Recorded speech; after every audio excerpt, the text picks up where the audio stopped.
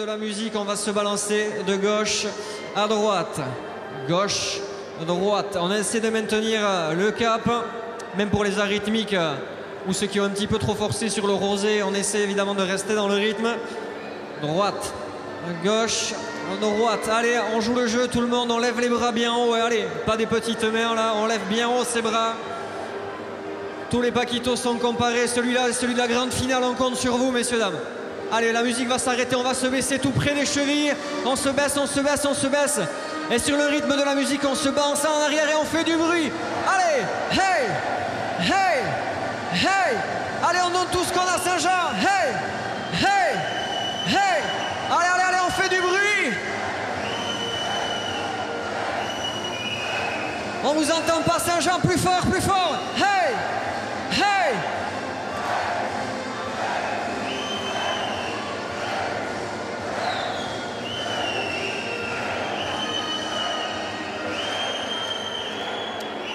Allez, c'est bon, vous pouvez applaudir, messieurs, dames. Magnifique Paquito Chocolatero, qui sera sans doute parmi les Paquitos les plus efficaces de la saison ici à Saint-Jean-de-Luz, évidemment, pour cette grande finale slam qui va débuter dans quelques secondes sur vos écrans. En attendant que les joueurs se préparent, le teaser officiel des internationaux 2020 qui retrace l'histoire de la Cesta Punta, de l'essor du professionnalisme du côté de la Floride jusqu'à ce tournoi majeur des internationaux. Merci d'accueillir le teaser des internationaux 2020.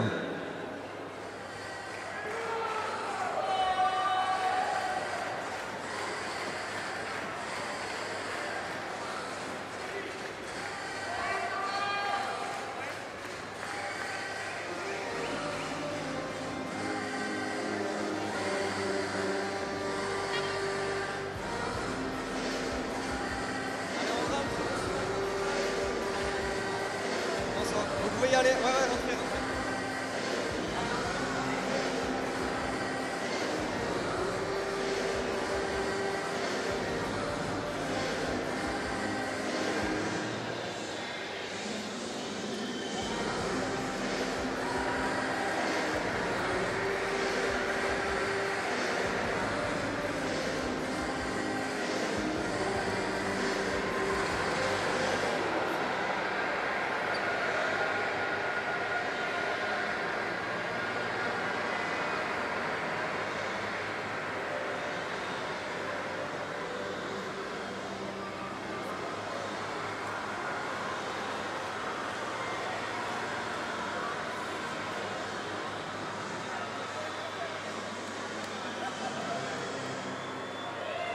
Bonsoir messieurs, dames, en espérant que vous soyez bien installés évidemment.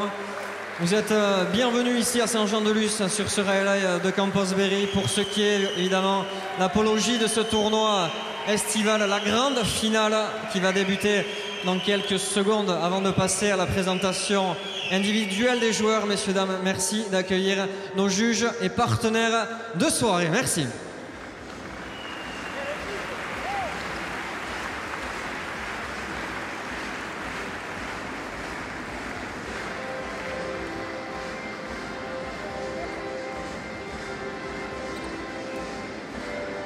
Ils se font prier, les juges et partenaires de soirée. Les gens qui auront en charge évidemment de juger, d'arbitrer cette finale. Gérard Iribarren, Assier Uribe et Didier Lopez, les trois juges qui vont officier ce soir pour cette finale Grand Slam. Et ce soir, deux partenaires historiques des internationaux à vous présenter, évidemment, partenaires qui sont là sur cette grande finale et que l'on va remercier. Les équipes de Fiducial, avec Dominique Morichon, que l'on peut applaudir, messieurs, dames, pour ce partenariat.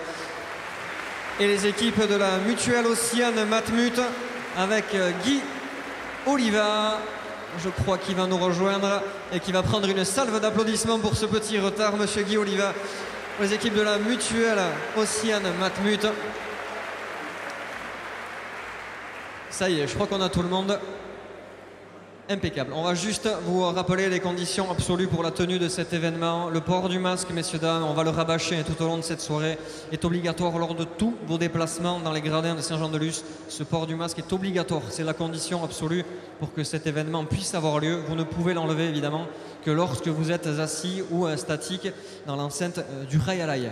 Allez, ceci étant dit, on va passer à la partie sportive et c'est le groupe Kima Uchalaparta qui va nous accompagner pour cette présentation de joueurs professionnels. On va faire, messieurs, dames, un maximum de bruit pour les 4 protagonistes de cette finale Grand Slam. Les 4 joueurs professionnels.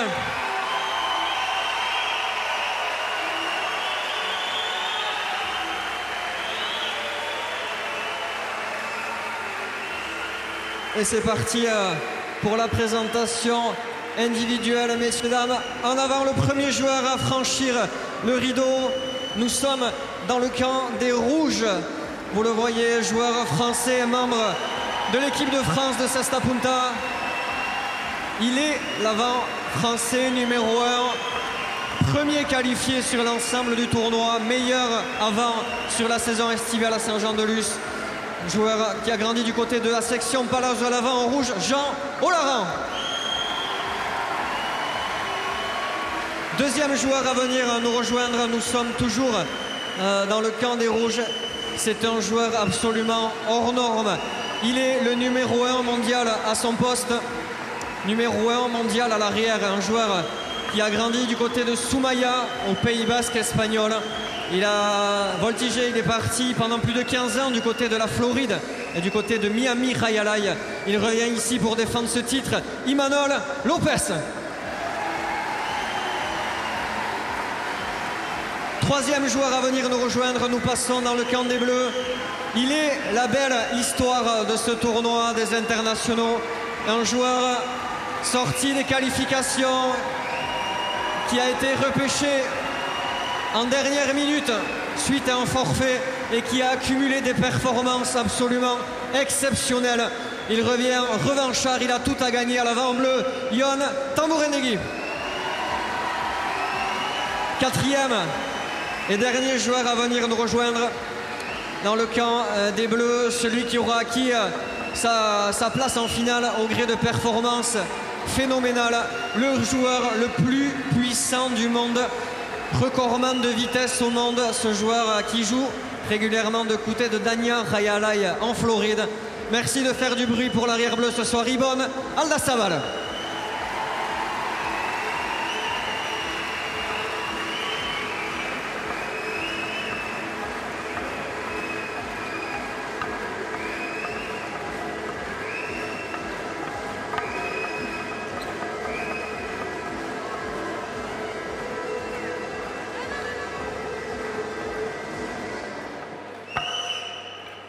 Voilà pour cette présentation professionnelle.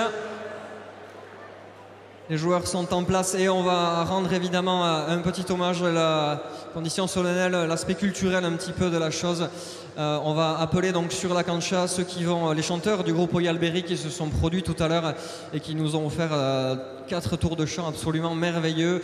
On va les accueillir dans quelques secondes pour un hommage qu'on appelle un Naoreshku, véritablement un salut aux joueurs pour leur souhaiter bonne chance, ainsi que le danseur du groupe Begui à Saint-Jean-de-Luz, de l'association Begui, école de danse ici basque à Saint-Jean-de-Luz, pour cet hommage. Et petite condition particulière, pour que cet hommage soit total, il faudra évidemment le plus grand silence dans le Rayalay. En attendant, on va pouvoir les applaudir. Le groupe Oyalberry et Oyan pour Laureshko.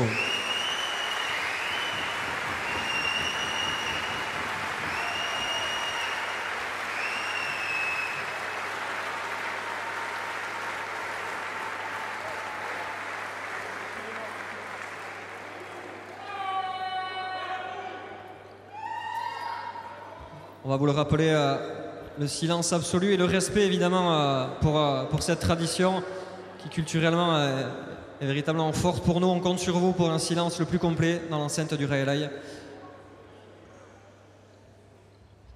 Pour cet Aureshku, signe de gage de chance pour les joueurs. Et c'est Oyan du groupe Begui qui va se produire dans quelques secondes sur la cancha lusienne. Merci de respecter cet instant de quelques minutes. Merci.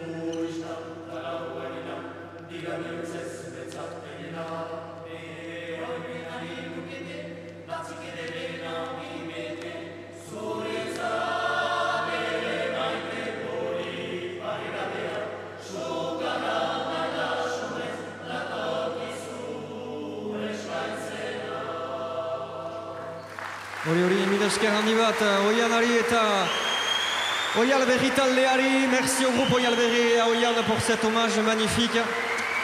On va pouvoir attribuer le Douro et le TOS pour l'attribution de l'engagement. On le rappelle, nos partenaires fiduciales avec Dominique Maurichon, les équipes de Mutuelle Océane Matmut avec Guy Oliva. Et c'est parti pour le lancer du TOS pour l'attribution de l'engagement. Le but qui revient au bleu ce soir. On reste en place pour une petite photo de famille. L'occasion pour moi un petit peu de vous rappeler les règles de la compréhension du jeu ou de vous les délivrer si vous découvrez évidemment ce soir la spécialité.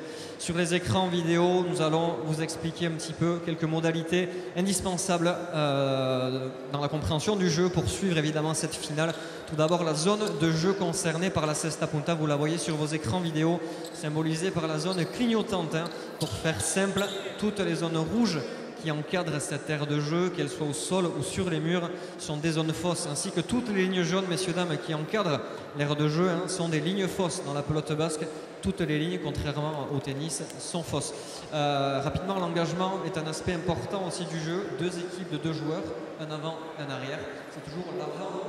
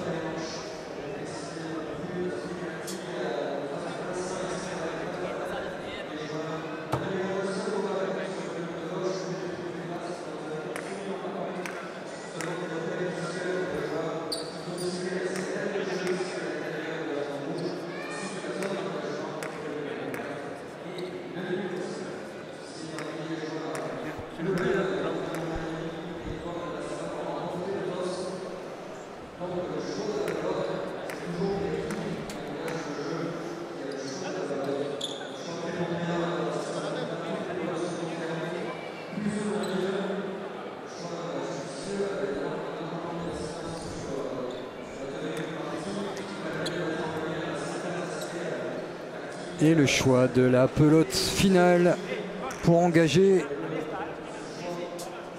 cette explication les yeux dans les yeux entre Laurent et Lopez, favoris des bookmakers, des spécialistes aussi. Mais attention, parce que Tambourandeguy et Aldasabal ont montré ensemble de belles qualités pour sortir Ormaechea, notamment en demi. Et Julien Itzag.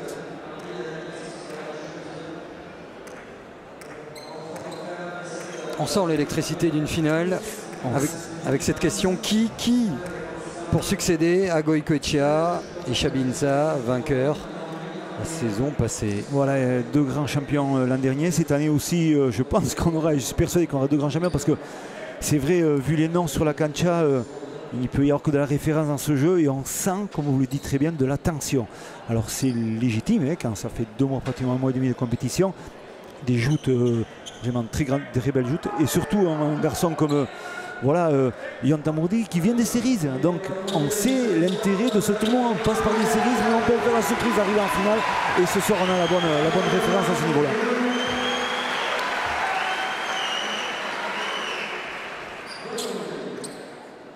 Allez, c'est parti. Tambourandeguy au but.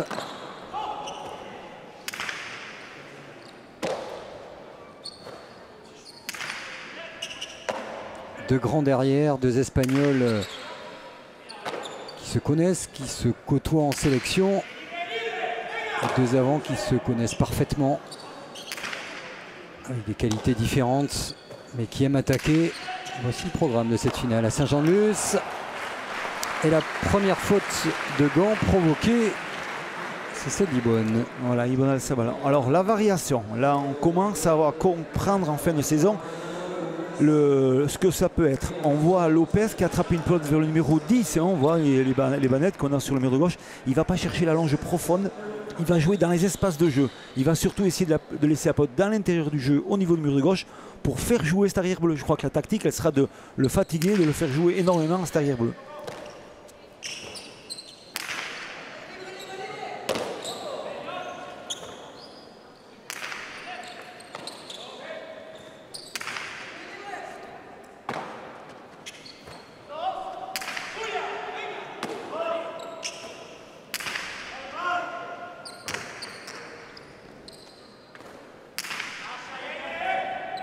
Il adore Jean Laurent, ce genre de coup.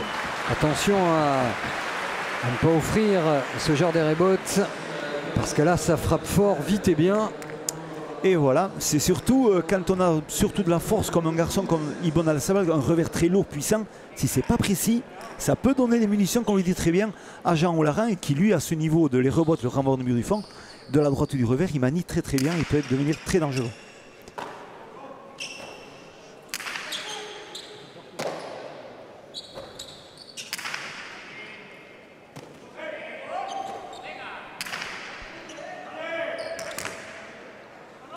Attention. Un petit coup de poignet de Jean Laurent pour laisser la pelote dans l'air de jeu.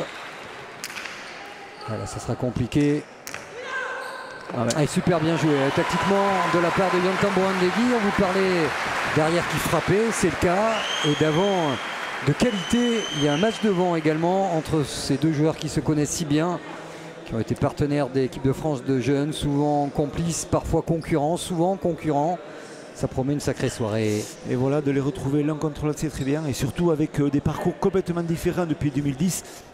Une sélection commune au championnat du monde en 2011 à Hossegor, où il faisait partie du club France et de l'équipe France avec 5 équipes. Et à partir de là, les parcours se seront un peu dissociés. Et maintenant, ça fait un petit moment qu'on ne les a pas retrouvés ensemble dans une compétition à ce niveau-là. Donc c'est bien dans ces joutes de grands tournois de les retrouver l'un contre l'autre.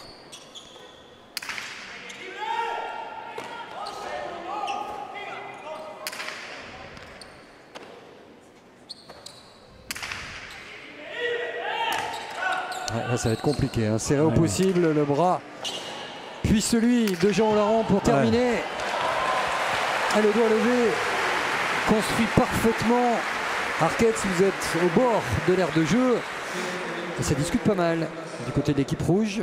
Une équipe rouge très complémentaire, hein. C'est pas pour rien si Jean Laurent et Emmanuel Lopez sont terminés leaders respectivement des avants et des arrières, ce qui fait d'eux une équipe redoutable, logiquement favori lors de cette finale, et beaucoup de communication donc en effet entre ces deux joueurs qui se connaissent très bien et qui prennent beaucoup de plaisir à jouer ensemble surtout. Il a collé contre le mur du fond. Un but de qualité et ça fait 4-1. Là aussi c'est l'une des nombreuses armes de ce troublion de l'équipe de France. Il y a du feu, mais il y a aussi une maturité dans le jeu. Il a gardé ses qualités. Vous avez tout fait pour qu'elle reste intacte. Mais on sent que le Haut-Laran 2020 n'est pas forcément le même qu'il y a 3-4 ans. Et que dire de Tambouandegui, impeccable sur ce deux murs. Énorme dans ce mois d'août. La finale est lancée. Voilà, il est pratiquement à 30 mètres du mur de frappe et il déclenche une attaque. Il sent que son concurrent direct, son vis-à-vis Jean Laurent défend loin. Et donc là, il va décider de faire une attaque de très loin. Le deux murs du revers par-dessus l'épaule. Et bien ajusté, parfaitement trouvé le bon angle pour mettre hors de... Voilà, on le voit, il attrape la pelote, il est très loin, je peux vous dire. Il touche le mur de gauche et là, la pelote fuit sur l'extérieur. C'est très bien fait, il n'y a rien à dire. Surtout, c'est intelligent de la part de Yontan Bouandegui parce qu'il va positionner son avant direct dans des placements différents en faisant ça. Et ça lui permettra d'ouvrir un système de jeu autrement. En ce début de partie, c'est clairement Yontan Bouandegui qui garde son équipe à flot, puisque, comme vous l'avez constaté, Ibon Aldasabal est mis sur le reculoir par l'équipe des Rouges. En difficulté en cette entame de partie. Et c'est Yontan Bouandegui qui prend les choses en main.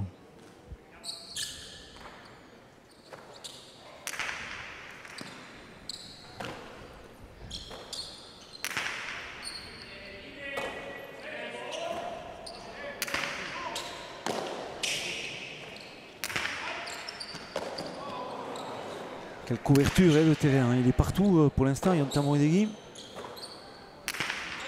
Il défend loin.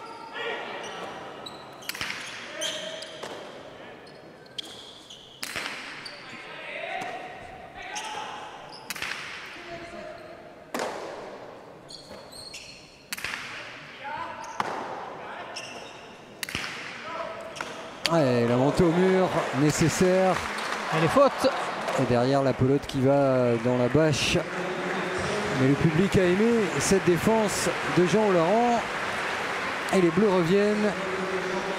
Et ça cogne déjà sérieusement dans cette finale. Ça frappe fort, ça frappe très fort. La pelote elle est vive, elle a du bruit. Mais on voit l'intensité, le rythme qu'apportent ces 4 joueurs. On cherche surtout à amener de la puissance et de l'occupation de terrain. Mais là, dans le saut qu'a fait Jean Olaran, après le réajustement du revers n'a pas été efficace. C'est dommage, mais on sent tout le monde l'implication dans cette finale. Elle est complète de ces 4 joueurs.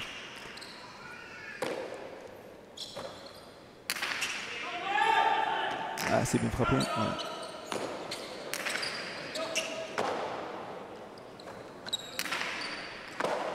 Belle défense en avançant de Tambourin Ndegui qui fait un gros début de partie. Qui a décidé à marquer de son empreinte ce duel des avants.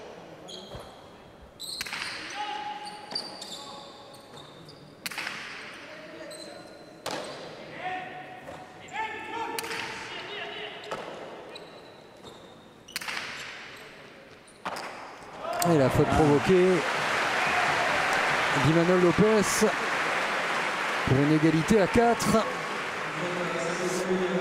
De la patience dans la construction du point de la part de Yonta Moindegui. On voit qu'il est précis sur ses rallonges, il cherche de la longueur, il cherche à jouer un peu plus court sur l'espace de jeu, il cherche surtout à faire jouer l'arrière.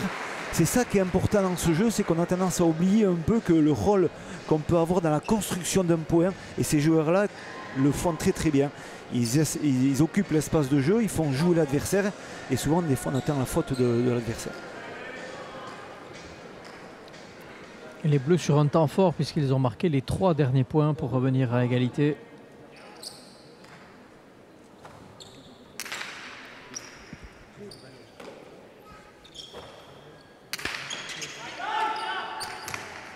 Ouais, là ça sera compliqué. Il s'est arraché, la bonne défense de Tambourin Ndegui, Olaran pour jouer au fond. Et encore un passage par le sol. Ce qui, vous en doutez, ravit le public de Saint-Jean-de-Luz.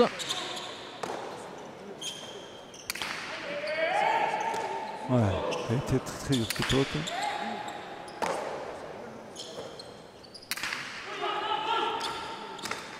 On prend de la hauteur. Et c'est toujours aussi spectaculaire. Allez, une attaque ici de Olaran. La droite piquée. Et ce sera gagnant. La variation et le coup de poignet bienvenu, bien pensé et bien exécuté par Jean Olaran. Voilà, il avait senti que son avant direct, Yonta Moindegui est parti sur l'extérieur, mais il a voulu remettre sur l'intérieur. Et là, le jeu de jambes de cet avant Tambourin, on voit qu'il est très bien. En fin de championnat, il a les jambes fraîches, mais surtout l'ajustement. Après, la mauvaise coordination, compréhension ou de mauvais dialogue entre l'équipe bleue et qui a pu faire une faute au niveau de Yonta Moindegui.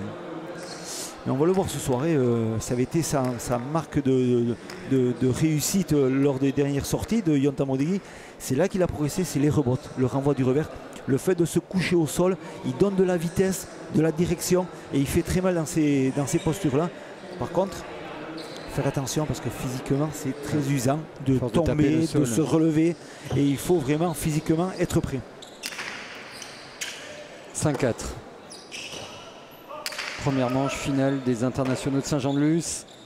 Quelle sera la super paire de l'été?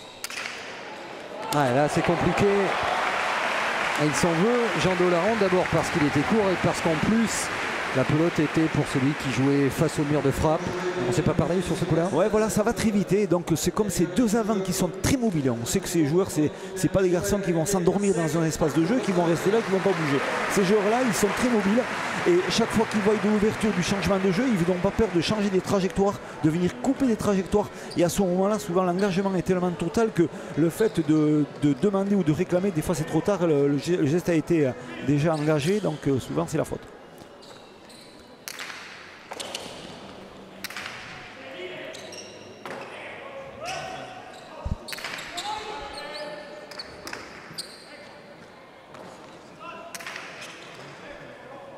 vrai qu'avec ces deux avants, c'est pas forcément l'éloge de la patience. Dès qu'il y aura un trou, une capacité à attaquer, ça va déclencher vite, comme ici. C'est gagnant. Quel début de match, quel début de partie de Yontan Bourandegui. On se rend coup pour coup avec Jando Laurent. Et les points gagnants se succèdent. C'est efficace, on voit c'est efficace. Il connaît ce cancha, et lui qui joue ici au club local Lucéane. Bien sûr, il est pro, il dépend d'un club comme Lucéane. Et là, on voit, il va bien chercher ce spot à la volée. Déclenchement de mur, du revers par-dessus l'épaule. Très bonne trajectoire. Et là, Jean, il est trop loin.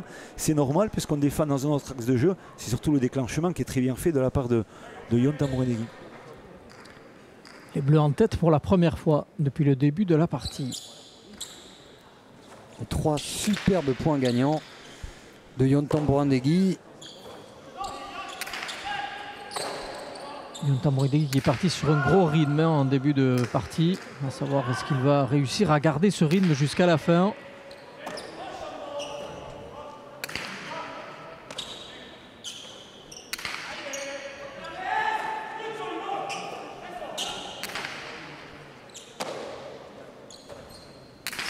C'est bien frappé ça aussi.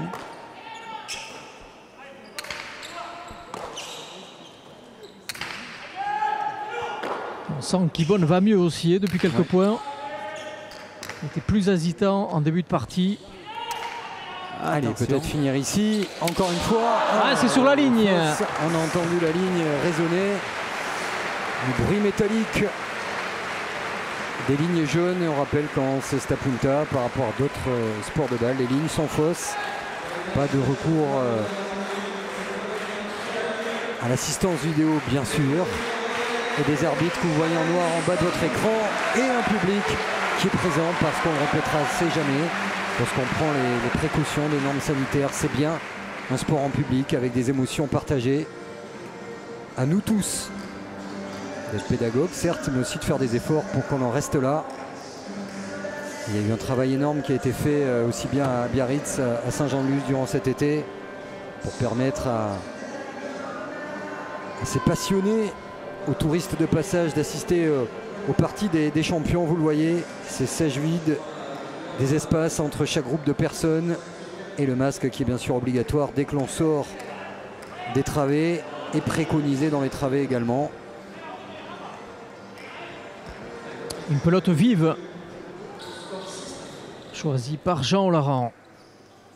Et ça va accélérer peut-être encore cette partie très spectaculaire.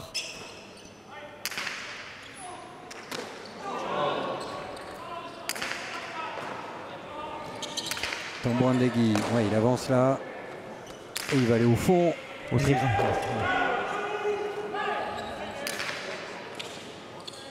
Laurent pour le demi, la feinte est superbe et c'est validé du bout du gant. C'est bien fait, à contre-temps, il fait son attaque. Il prend le temps d'ajuster son gistera derrière, de commencer à ouvrir pour taper un Costao. Et après, au dernier moment, il trouve le deux-murs. On voit, il attend, il ralentit un peu, bon, et il met le deux-murs en ouvrant un peu plus sur le mur de gauche. C'est très bien fait. Il a gêné l'avancement que pouvait avoir Yontan Bourandegui pour anticiper le placement. Et le but faux de Jean Laurent. On a l'impression que c'est une partie en courant. On a vu une finale du Gant d'Or avec de très longs points, très tactiques. Mais là, ça explose de tous les côtés. Gifle à l'arrière.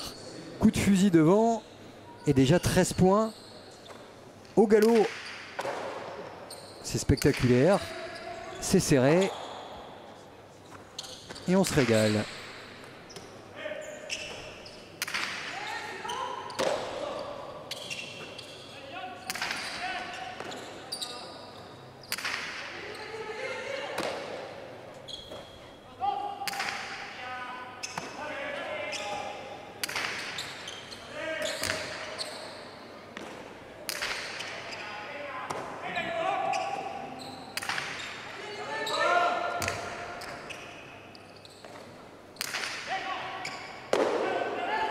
Ah, c'est ressorti du gant d'Yvonne.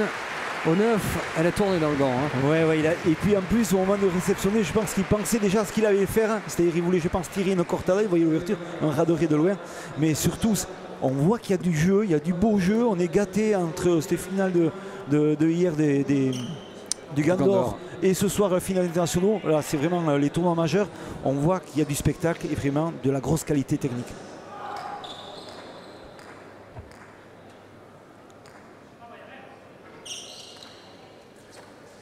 Jean Laurent au but. Et un petit break pour les rouges. Ce qui n'est pas rien dans cette finale serrée.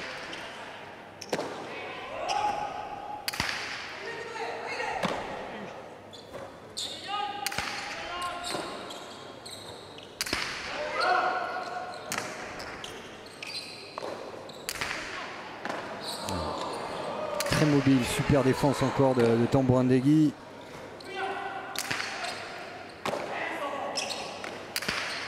Oh, un revers.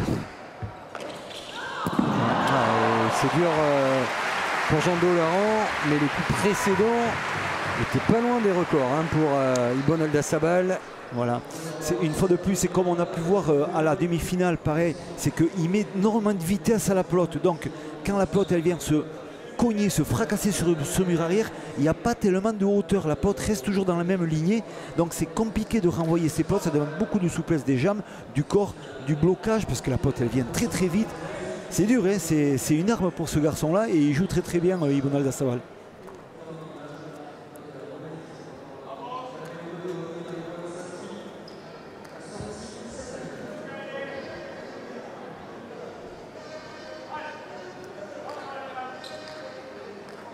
Tambourandeguy au but pour ramener les Bleus à la mi-manche à égalité.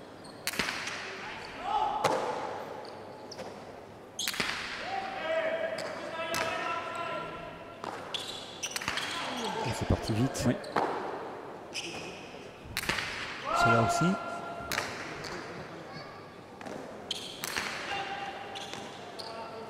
Ah, joli. Ça c'est superbe. La défense impossible de Jean Laurent. Et comme il avait fait en demi-finale en matant, en dominant nettement Alex Ormaechea, pour l'instant c'est l'avant bleu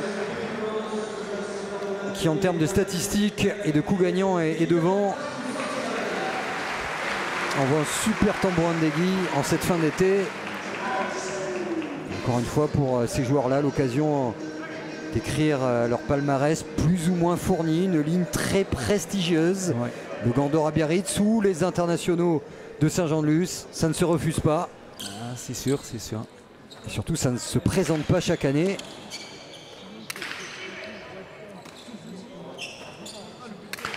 Tambourandeguy qui a un jeu très ressemblant à celui qu'il avait développé contre Iñaki Goicoechea, qui avait ce jour-là passé une soirée cauchemardesque et qui avait été donc sèchement éliminé des internationaux en la faveur de Yon Tambourandeguy. Justement, il est parti sur le même rythme et pour l'instant tout lui sourit, même si vous voyez que souvent Yon Tambourandeguy se touche les jambes. Oh, c'est bien frappé. Là, c'est bien joué.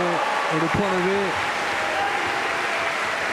Tambourandeguy est en feu et Aldasabal règle la mire également. Et voilà, c'est ça que je dis, la progression hein, dans les rebots, le renvoi du mur du fond, que se couchant au sol, il arrive à donner de la vitesse et c'est ça qui manquait jusqu'à présent dans ce garçon-là. Il a compris, il a travaillé et voilà, maintenant les trajectoires sont montantes en plus, puisque la pelote est très chaude. Pour lober quand même Imanol Lopez, il faut vraiment mettre de l'impact au niveau du sol et du poignet pour qu'elle puisse remonter sur la suite. Parce qu'un athlète comme celui-ci en extension, gant levé, ça monte à quoi? À 3 mètres par Ah oui, c'est 3 mètres, oui, sur l'extension complète entre le chistera qui fait 67 cm et son bras et le corps qui fait 90, on y arrive. Ouais. Voilà.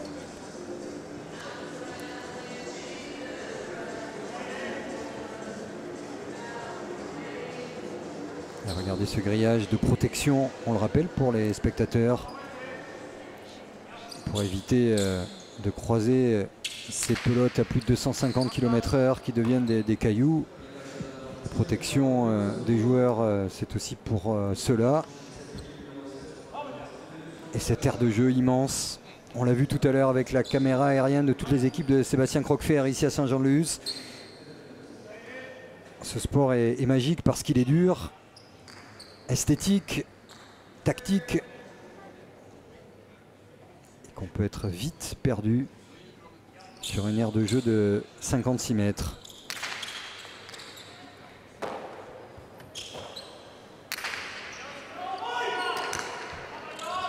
9-8 pour les Bleus.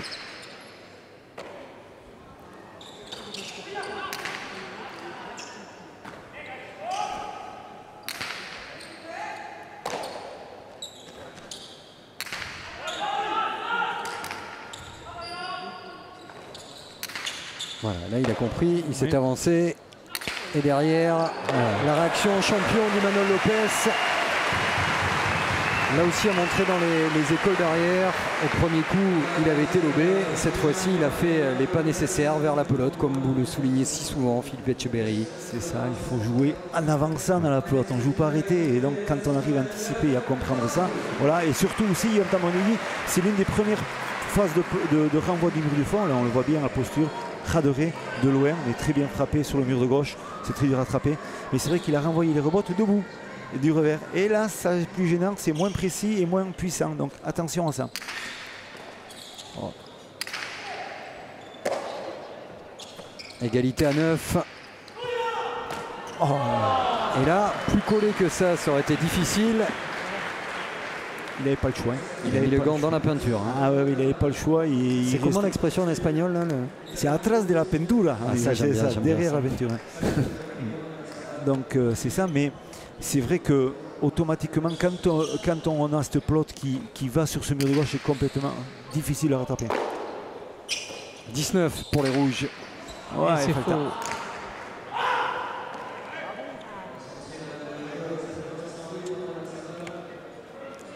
Attention de ne pas donner des points directement. Et on sait que cette équipe rouge va attendre ça, puisque en ce moment, elle n'est pas non plus sereine et dans son jeu, elle subit un avant bleu qui est très mobile.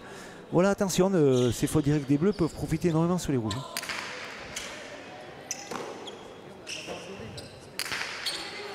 Et le point à venir très important. 11-10, 12-9.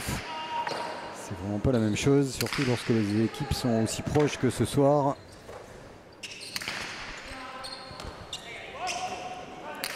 Ça va être très très long.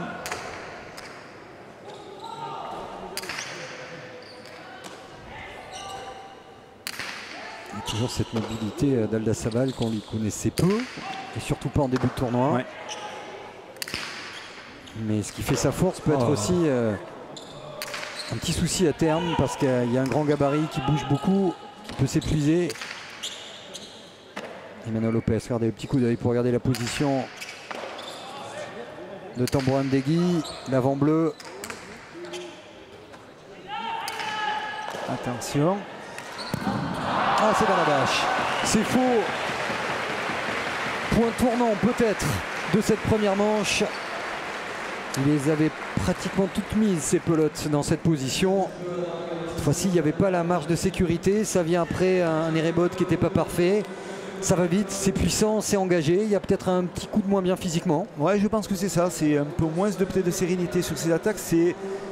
La faute, elle est commise parce qu'elle est mal effectuée, mais c'est ce qu'il devait faire. Il devait finir le point, c'était important. Mais surtout, ça profite vraiment au rouge. C'est des points faciles de gagner comme ça. D'ici de l'arrière du fronton, on sent qu'Imanol Lopez a haussé le rythme. Hein. Il est de plus en plus à l'aise sur la cancha et il commence à faire la différence.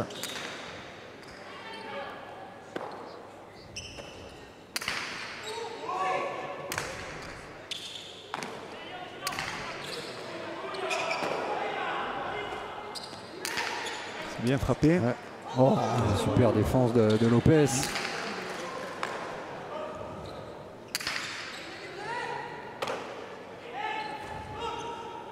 Il va alterner les effets, la longe.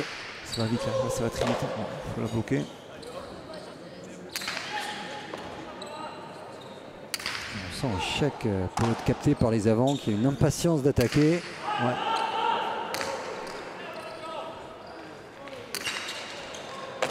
Elle est la même que tout à l'heure, peut-être, en sûr. couleur. Ouais, là, il a compris. Tambourin Ndegui, en revanche, la défense était bonne. Il en jette de dépit son casque.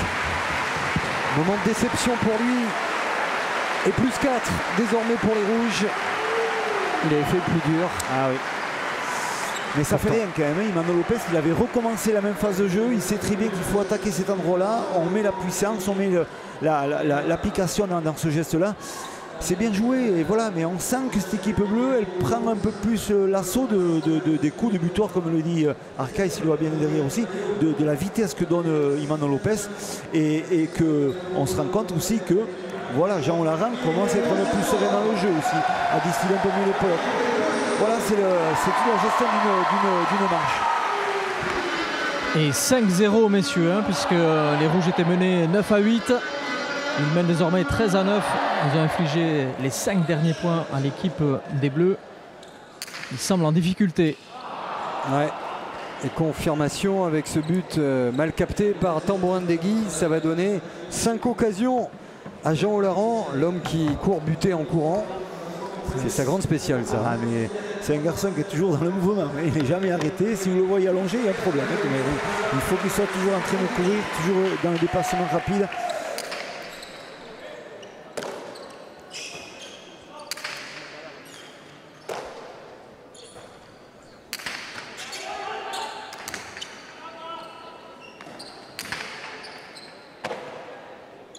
Sans la sérénité, est en train de gagner effectivement Imanol Lopez qui défend en avançant.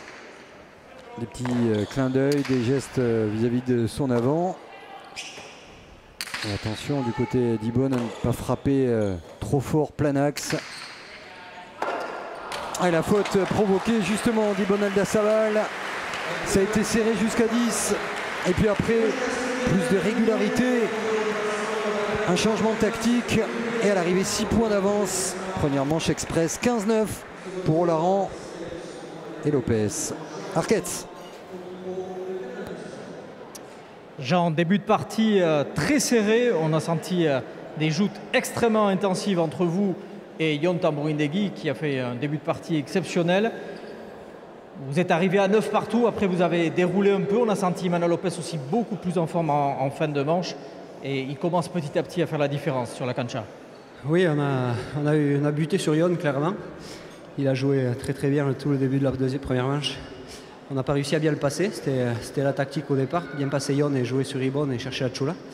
Mais bon, on ne s'est pas désunis. On est resté coéquipiers. Voilà, on s'est accroché à la fin de la deuxième manche. Ils nous ont aidés. Ils ont fait quelques fautes. Bon, peut-être parce que les points d'avant étaient durs aussi. Donc voilà, à nous de continuer comme ça, être patient. Et faire moins de fautes qu'eux. Si j'ai la pelote devant, finir le point. Merci Jean. Ah, c'est simple, la pelote, un plan tactique, de l'unité et 6 points d'avance. Alors on va regarder le tableau statistique tranquillement de cette première manche. On vous le dit, tous les chiffres n'ont pas forcément un sens. On peut faire tout dire à des chiffres. Mais quelle est la ligne qui peut-être attirer votre curiosité, votre attention? A contrario, il y a 2 lignes qui me interpellent. C'est vrai que les fautes directes, on voit que Aldasabal fait 6 fautes directes et Yon Tambourin 5. Donc ça fait 11 points donnés directement. Donc déjà, ça c'est le gros truc de la partie. Ça c'est fort. Hein. C'est fort. Les 3/4 des points donnés et voilà, sur des fautes directes. C'est incroyable. Par contre, on voit l'opposition directe entre les avants et les arrières. Ils ont le même pourcentage de jeu. Donc ça veut dire que tout le monde dans la partie joue pratiquement identiquement le même nombre de points. Ça veut dire que le duel est là, quoi. Donc personne ne lâche, tout le monde veut renvoyer la pelote autant que l'autre pour essayer de faire la différence. Donc voilà, gros duel quand même cette partie.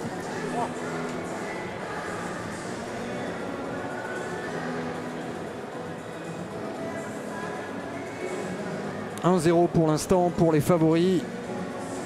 Lopez, Olaran et quelques-unes des plus belles envolées, des plus belles défenses et autres attaques qui ont marqué cette première manche,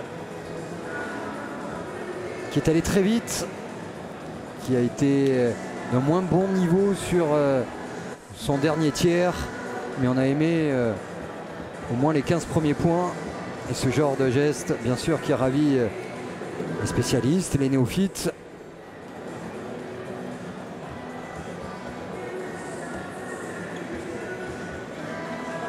C'est focalisé bien sûr sur le duel franco-français entre ces deux hommes. Olaran et Tambourin Ndegui. Mais peut-être que la vraie différence dans cette fin de première manche s'est fait derrière. Oui. Avec la montée en puissance et la domination tactique, doucement mais sûrement, l'ascendant pris par Imanol Lopez sur Ibon Aldasabal. Exactement, on peut se rendre compte de ça, Xavier. C'est vrai qu'on avait un petit doute par rapport à la demi-finale, parce que la demi-finale qu'avait joué cette équipe je vais trouver les noms, vous inquiétez pas, c'est Olaran et Lopez étaient en difficulté mine de rien parce qu'on a vu que Lopez sur la fin il était moins fringant, moins à l'aise. On s'est posé des questions, on l'a revu après la demi-finale du Gant d'Or. Moins bien aussi. Attention, c'est la fin de la saison. Est-ce qu'il aura la réaction? Est-ce qu'il aura quand même le potentiel physique de pouvoir repartir sur une bonne prestation à la finale des internationaux qui était vraiment son tournoi, hein. Il avait décidé de gagner ce tournoi-là. On avait un peu l'interrogation et je crois qu'il a rassuré du monde quand on le voit dans cette fin de première manche. On a l'impression qu'il a laissé l'arrière bleu s'époumoner, a frappé fort, plein axe, toujours plus fort. Et lui, varié. La longe, les points de frappe, les effets. Un résultat, première manche, finalement gagné tranquillement par les Rouges. La moitié du chemin est fait pour Olaran et Lopez, les favoris qui engagent cette deuxième manche de la finale des internationaux de Saint-Jean-de-Luz. Et Olaran qui vient punir tout de suite Yon Tambourandeguy en début de première manche. C'était sans aucune contestation Tambourandeguy qui marquait ce genre de points. Très belle défense d'Olaran en avançant. Voilà, ça change un peu de physionomie cette partie, on le sent de suite et voilà, attention, il faut rester concentré. Yon, c'est la reprise d'une deuxième manche, il faut se ressaisir et repartir. Pour rebondir sur ce que vous disiez, Philippe, sachez qu'Imanol Lopez est le seul joueur du circuit invaincu sur la cancha lusienne cette saison et les deux seules fois où on l'a vu en difficulté, où il a cédé en 7, c'était justement contre un certain Alit Serkiaga. Ceci peut-être explique cela.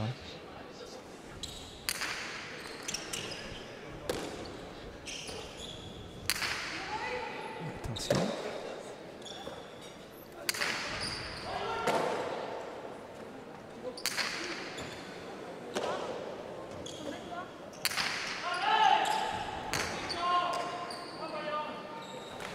Alors le fameux elle est fausse.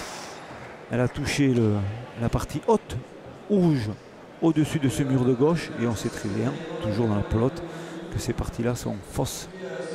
Et ça fait déjà un petit break pour les Rouges. Et ça fait surtout sur l'ensemble de la fin de la première manche et le début de la deuxième manche, 9 points encaissés d'affilée par cette équipe des Bleus qui commence à prendre l'eau. Ah oui, lorsqu'on domine moins devant, lorsqu'on est dominé derrière, ça peut aller très vite. Surtout avec un tel niveau de jeu, une telle intensité. Il évoquait tout à l'heure Jean-Do Olaran. Peut-être les Bleus ont-ils laissé un peu de gomme dans des échanges fulgurants, rapides, physiques, énergivores.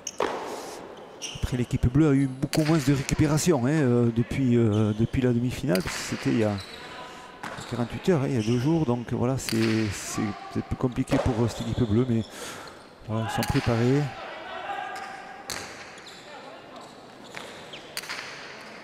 Ouais, regardez, au 7, Imanol Lopez, et derrière il on a mis du pique. temps, il a mis du temps. Super. Ah ouais. Il a mis du temps, oui. Ibon Aldasabal, c'est pas sa qualité première, le coup de rein. Mais on a adoré la tranquillité, la lecture du jeu. C'est lui, hein, le maître des échecs sur ce coup-là à l'arrière rouge. Imanol Lopez. C'est bien avancé, l'extension parfaite et le coup droit par-dessus l'épaule pour vraiment gêner la montée de la... Et voilà, il est trop tard, c'est trop tard. C'est trop tard. Il ne peut pas aller chercher cette pelote. On adore cette caméra du mur de frappe. Et même au ralenti, ça va vite. Et surtout, ça vaut tous les cours tactiques que vous nous donnez, Philippe Etcheberry. On rappelle, vous êtes l'entraîneur de l'équipe de France de Cesta Punta. Il y avait tout dans le regard, dans la lecture, dans les appuis. Et le coup de cet homme qui porte son équipe vers un succès qui pourrait peut-être se dessiner en 2 manches. Il va falloir quand même une réaction des Bleus rapide. D'abord pour récupérer la pelote, peut-être en changer. Allez, une faute provoquée, celle-ci d'Imanol Lopez, ça fait 3-1. Enfin, point bleu. Et enfin, l'engagement qui va revenir à Yon Tambourandeguy. Et ouais, ça doit leur faire du bien, hein, à ces bleus, de pouvoir emmagasiner un premier point. Ça va les remettre un peu en confiance. Peut-être changer de pelote, hein, ce qu'ils vont faire, je suppose. Mais voilà, c'est important de repartir dans la partie. Jusqu'à présent, là, comme il disait Arcaï, ça fait 9 points de suite, 9 points de suite qui subissaient un jeu. Voilà, il faut se réimposer, réamener une stratégie. Et ça commence par un changement de pelote.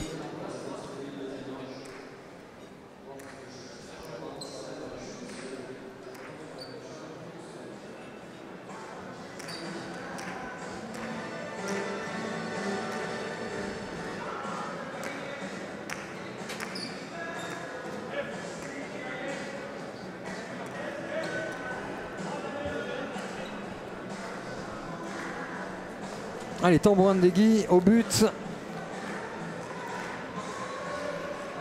À la fiche statistique contrastée, il avait été si bon lui aussi durant les 15 premiers points avant de sombrer sur la fin.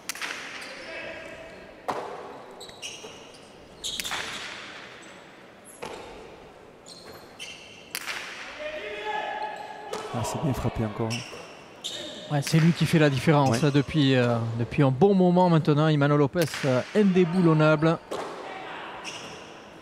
Il a clairement pris le dessus sur son adversaire direct.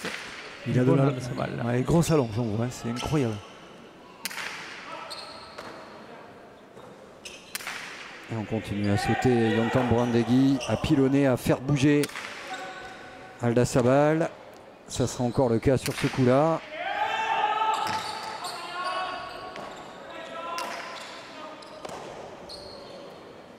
Jean Laurent.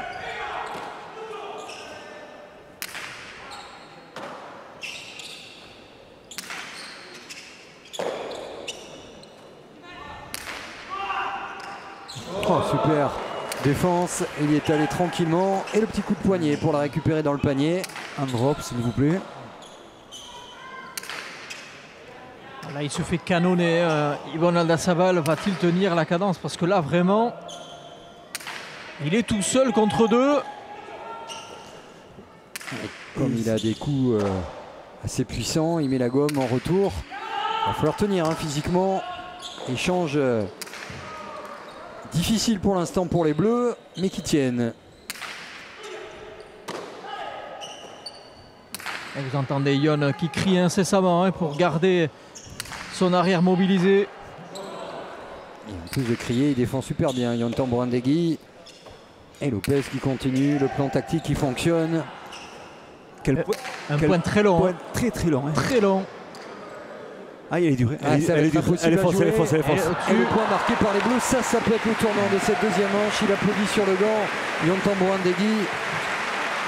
Parce que la spéciale défense du grand arrière bleu, Ibon Aldasabal, finit par un point gagnant. À 4-1 au sortir de ce long point, ça sentait pas bon. À 3-2, on peut construire dessus. Ah, tout à fait, ça fait du bien moralement, c'est surtout, ça fait du bien dans la construction du point. On voit que c'est organisé, ça travaille, et on profite de la dernière faute qui est compliquée, le renvoi, je peux vous dire, parce qu'on va le voir là, la pelote, elle est collée au mur de gauche, elle va rester collée, et pour la renvoyer, c'est très très dur. Il n'y a pas beaucoup de place, et voilà, dans le contrôle, ça va finir en haut, dans les petits conchons, la partie rouge du haut. Voilà, c'est bien fait, l'ajustement est bien fait, si les points sont longs, attention quand même sur la durée de la partie. Quelque chose me dit qu'on n'est peut-être pas couché encore. Eh, j'ai des chances. Tambourandeguy au but. À 3-2 dans cette deuxième manche de la finale des internationaux de Saint-Jean-de-Luz.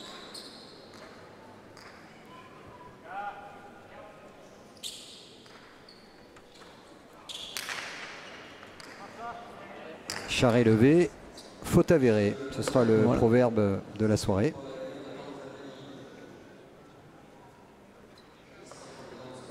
Regardez, la caméra aérienne qui confirme ce but faux. Nouvel engagement pour Yon Tambourandeguy. Deuxième chance. Mettre la pelote entre 4 et 7. C'est limite. Elle est passée juste.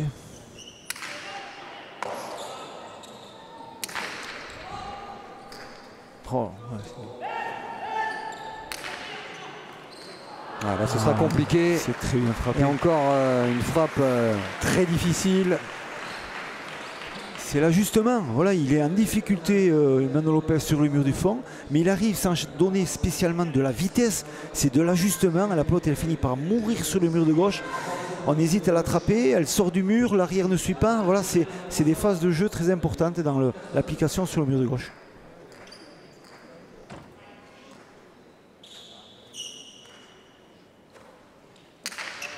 Voilà, au but. Allez, Tambourin Degui. Ça, c'est bien. Prendre des risques qu'il avait fait au but tout à l'heure. L'interception est belle. Et le lâcher derrière impeccable. Il veut casser absolument cette maîtrise pour l'instant. Tranquille, il n'y a pas un écart énorme, mais elle existe. Ah oui. Fort les rouges d'une partie et d'une manche d'avance.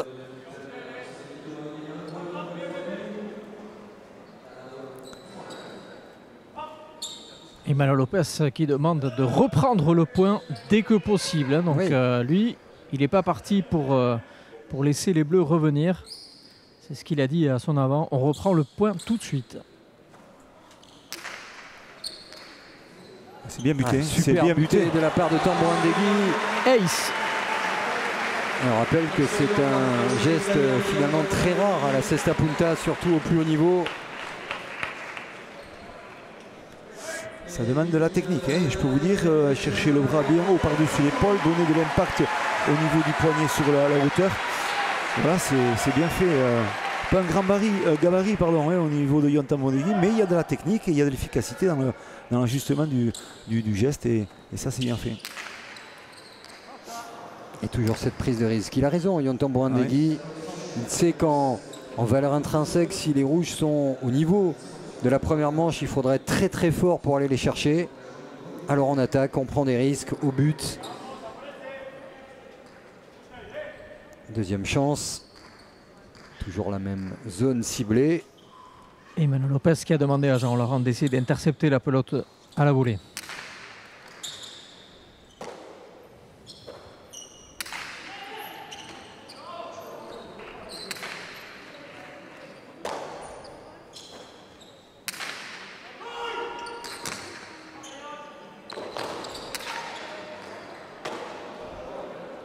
Oh punaise, il passe par devant. Attention, c'est dangereux.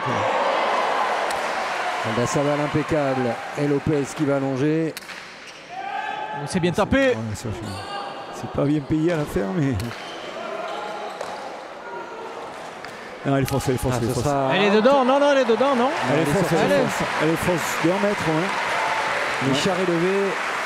Et encore du cœur qui permet aux Bleus d'être devant à 5-4. Ils s'accrochent avec leur qualité.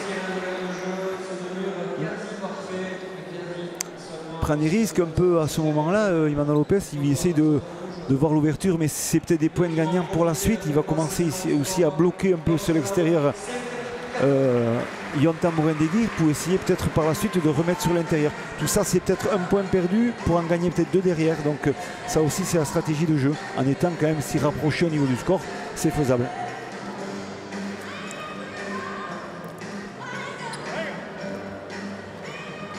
Vous voyez que les rouges ne s'affolent pas du tout. Loin s'en faut.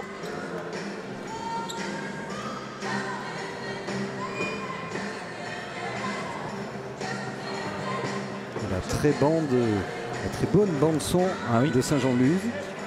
Il y a tout à Saint-Jean-de-Luz.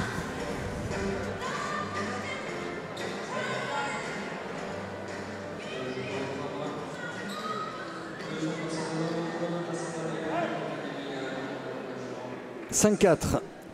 Allez, ils sont devant.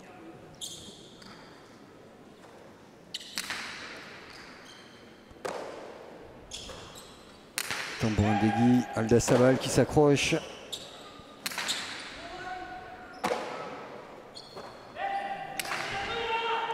Voilà. Et qui défend toujours avec pas mal de cœur. Elle a été touchée du gant par Aldasabal. Petite incompréhension entre les deux bleus. Tambouandegui qui regrette de ne pas avoir parlé pour réclamer retour de la rebote cette pelote. C'est ça. Ça fait égalité à 5. C'était serré comme ça dans la première manche. Jusqu'à 10. Écart de 2 points. Et après, les rouges ont fait la différence.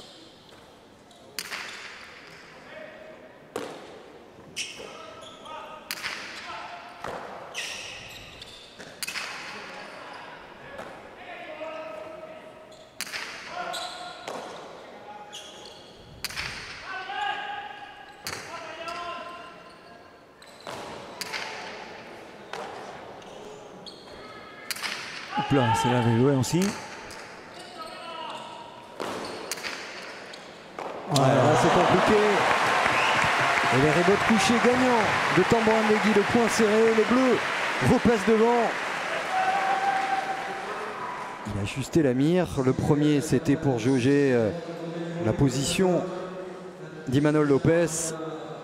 Et le deuxième, ça se joue à quel moment? C'est dans le coup de poignet, dans le déclenchement, qu'on met un peu plus de hauteur pour que la pelote soit lobée. C'est surtout au moment du déclenchement sur la hauteur d'épaule. On va le voir quand il va chercher très très haut près de son casque. Et là, quand il cherche ça, on sent au niveau de l'impact la pelote qui va faire un rebond très haut. C'est ça qui est très bien fait de la part de Yon. Et je le répète, depuis qu'il a trouvé cette arme-là de renvoi au sol, c'est vrai qu'il donne de l'accélération. Il se sent beaucoup plus sûr. Mais c'est sûr que c'est plus compliqué physiquement. Il faut qu'il soit bien prêt. Il faut qu'il soit bien prêt sur la longueur.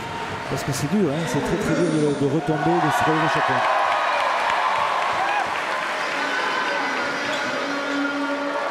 Une physionomie calquée sur celle de la première manche. 6-5 en faveur des Bleus. Le chassé-croisé avait continué jusqu'au 9e point avant que les Rouges déroulent le tapis. Et un public heureux, ça c'est bien de voir un public aux anges pour cette finale des internationaux de Saint-Jean-de-Luz. 15-9 pour les Rouges, 6-5 dans la deuxième manche, toujours en 15 points. Et on rappelle que même s'il semblait loin de la victoire, en cas d'égalité, ce sera un tie-break en 5 points qui échappe souvent, pas toujours, mais souvent, à toute analyse, à toute raison. Ah oui. Il faut intégrer la dynamique du moment, la fatigue, la lucidité, le génie parfois aussi. On en est loin, mais c'est pas à exclure.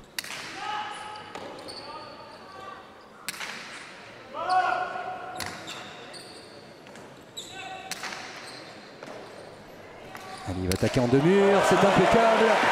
Et il retrouve de sa superbe. Qu'est-ce qu'il vous a fait là, Jean Laurent? Il a sauté au mur et en retombant, il a glissé. Je pense. J'espère qu'il s'est pas fait mal. Ouais. Ouais. Il avait fait la même chose en demi-finale. Ouais. Alors, ça fait plaisir, bien sûr,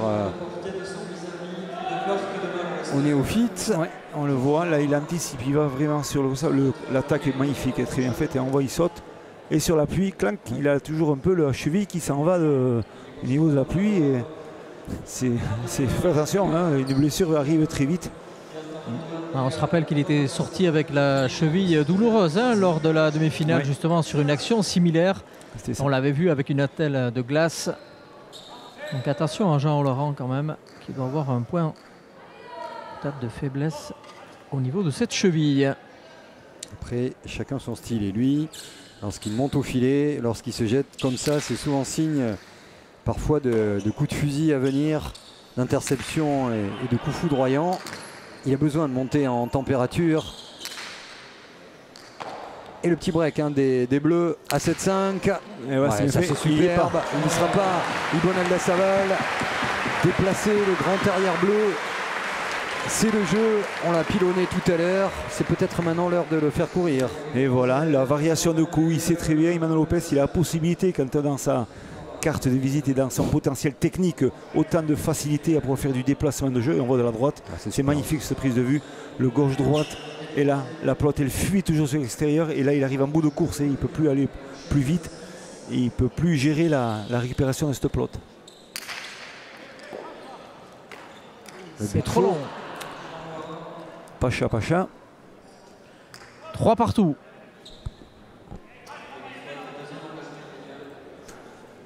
Un engagement pour revenir à 7 partout. Pour les Rouges. Interception de Tambourindegui. C'est bien tapé, c'est bien tapé ça, c'est bien Ça va tapé. être génial. La variété, on en parlait tout à l'heure pour Imanol Lopez. On aime bien voir ce genre de variété également, de changement de rythme chez Yon Tambourindegui, qu'on a connu toujours vaillant, avec une grosse défense, avec des qualités. Mais on le sent plus mûr, plus posé dans son registre et capable de marier très joliment temps fort et temps faible. C'est ça. Peut-être qu'à une certaine époque, à ce moment-là de la partie, il aurait géré différemment ce genre de coup. Oui, tout à fait. Mais bon, ça c'est le coup de patte que peut avoir ce garçon. Et plus de nouveaux. Ouais.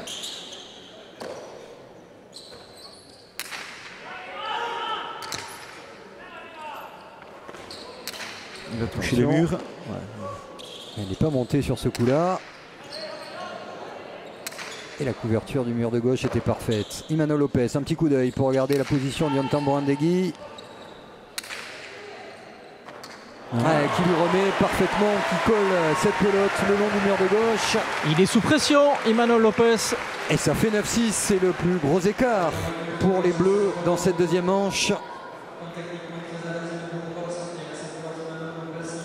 Rappelons-nous que les Bleus étaient menés 3-0 en début de deuxième manche. Ils ont donc fait un 9-3 alors qu'ils avaient pris l'eau entre la fin de la première et le début de la deuxième en encaissant 10 points d'affilée.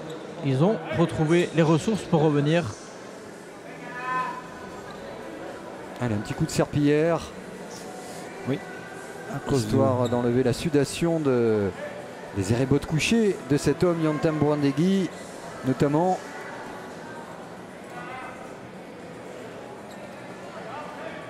Qui va buter pour que les Bleus virent largement en tête à 10 points.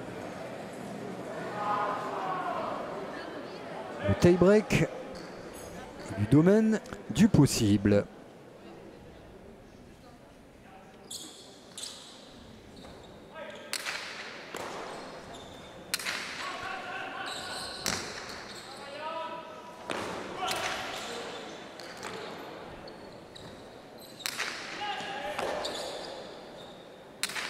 C'est presque un copier-coller du point précédent. A bien frappé.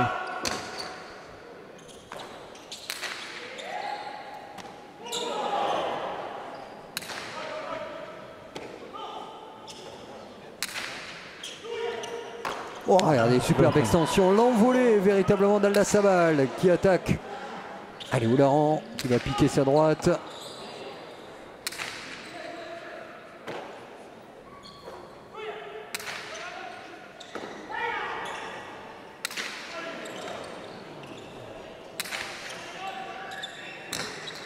Qui va lâcher en premier?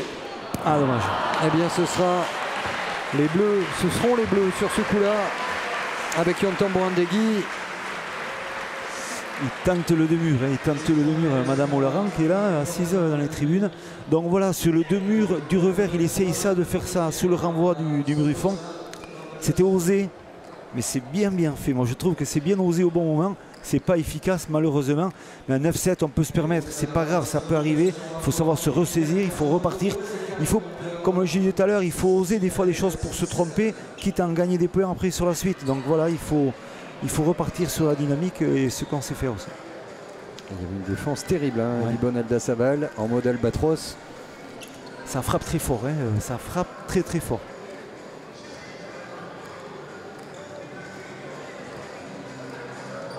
Il est resté concentré dans la partie, oubliez toujours le point précédent pour penser au suivant. Avec d'un côté les Bleus qui peuvent se dire qu'ils sont toujours devant. Un petit break. Et un point des Rouges. Et la victoire finale en 2 manches redeviendrait complètement possible.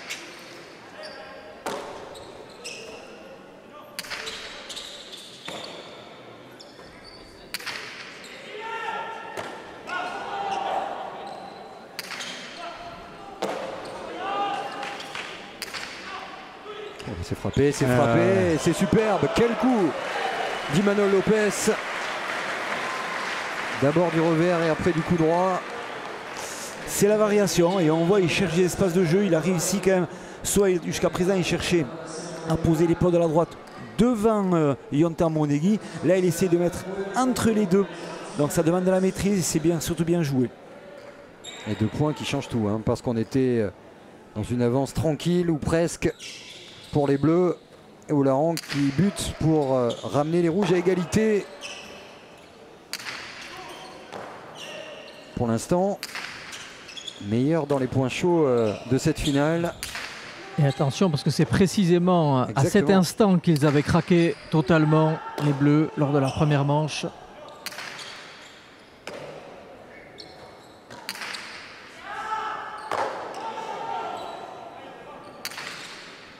Voilà, l'accélération de Jean Olaran. L'attaque, elle est super, mais bonne défense de Tambouranegui qui était parti avant le coup d'Olaran.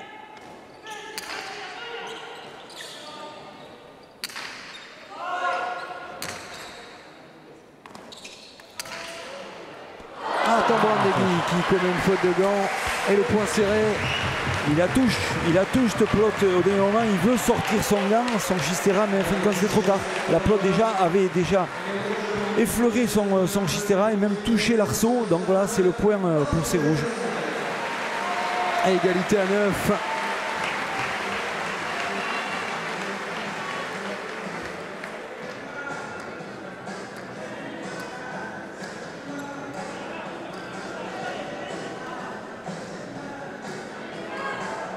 Olaran au but. Une manche d'avance pour les Rouges. Et Tambouranegui qui joue l'amorti. Calu à Olaran. Est-ce qu'il va les remettre? À l'intérieur, ce sera le coup, bien sûr, à l'intérieur. Et un 4-0 qui fait mal. Parce que les Rouges sont devant. Au meilleur moment pour eux, au pire pour Tambouranegui et Aldasabal. Et c'est dur pour Yvonne, hein, qui revient tête baissée, lui qui a donné énormément d'efforts en défense. Le tout pour se voir rejoindre, voire dépasser maintenant par l'équipe des Rouges. On voit une petite erreur sur l'attaque de Yonta Tambouranegui, de suite contrée par Jean Olaran. Voilà, le duel est là toujours. Faut pas se tromper, attention, on recommence. C'est dans la bâche.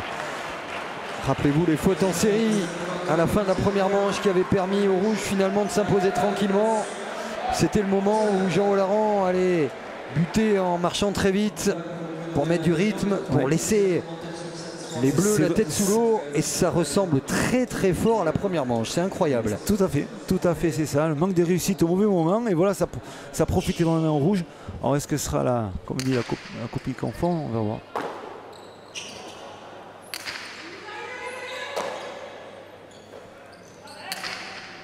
Oh, c'est énorme, c'est bien frappé ça. Ouais, ça va être difficile, mais il s'est arraché. Attention, Jean Olaran. Olaran, le jeu est bien sûr là, au fond.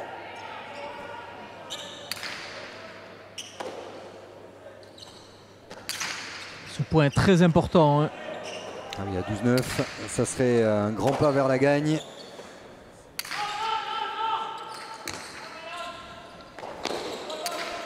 Rebond, ouais, rebond encore.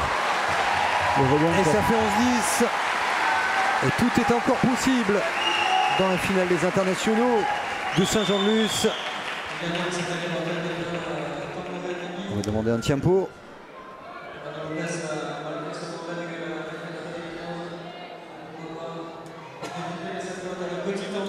Et on rappelle, ces tempo, c'est pour se parler, pour boire, bien sûr, récupérer et parfois ajuster la tactique. Choisir un endroit de frappe, un ressenti également par rapport à un avant qui peut dire bah, je le sens moins bien sur les rebauds. On se parle de ces choses-là ou c'est juste du positivisme, se remettre dans le sens de la victoire? En premier lieu, c'est d'abord l'hydratation, je vais maintenant respirer, et au-delà de ça, c'est vrai que c'est un dialogue assez court quand même. C'est déjà un encouragement, déjà on commence par l'encouragement. Deuxièmement, on parle de l'analyse faite et de l'objectif qu'on doit faire. Donc voilà, c'est 3 ou 4 petits mots qui doivent être simples et surtout très cohérents dans le futur de la partie, quoi. Après, tout dépend de la personne qui parle. On se doute que c'est pas la même chose si c'est Goicoechea ou Irastorza en fonction des caractères. Tout à fait, mais il faut pas avoir peur de leur dire. Ouais. C'est ça, Non, truc. mais en Oui, tout cas, oui. il y en a qui vont être très directifs. Ah oui, dans- oui, tout à fait, tout à fait. Mais là, en connaissant ces joueurs-là, c'est vrai que voilà, on voit la récupération déjà très importante. Yon Tambon-Negui, on sait que c'est un garçon qui aime bien prendre du temps dans la récupération, ce qu'il le fait là. Mais ensuite, c'est vrai, l'analyse doit être assez courte parce que on est submergé de plein de choses quand on joue, quand on se trompe. Là, l'analyse, en plus, bon, il n'y a pas de coach direct qui est là, qui peut déjà aussi les reposer sur une analyse avec une vision extérieure. Donc, il faut être quand même assez précis dans ce qu'on pense. Mais c'est surtout de l'encouragement et 2-3 petits détails qui vont sur eux.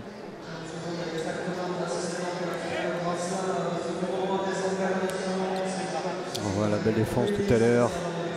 Petit coup de poignet pour cueillir véritablement cette pelote.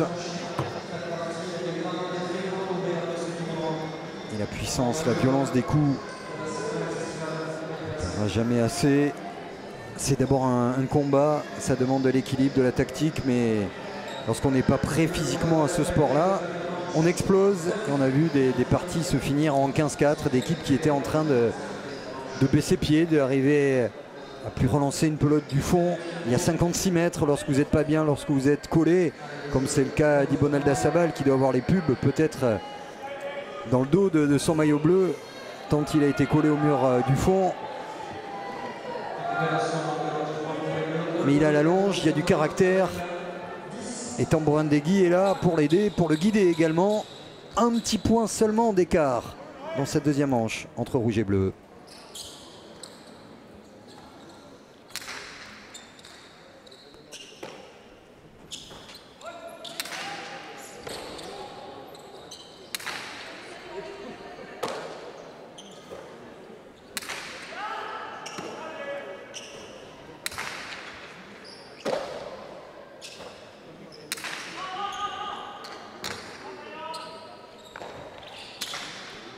Bien frappé encore, grosse défense.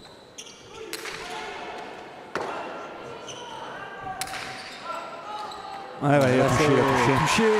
Et c'est gagnant, égalité à 11. Ça va, Et le suspense est entier. exactement, ça va très vite. L'ajustement du revers qui a longé le mur de gauche. Ils n'ont pas su bien comprendre la trajectoire de la pelote et voilà, il finit par fauter au niveau de Manon Lopez sur la réception.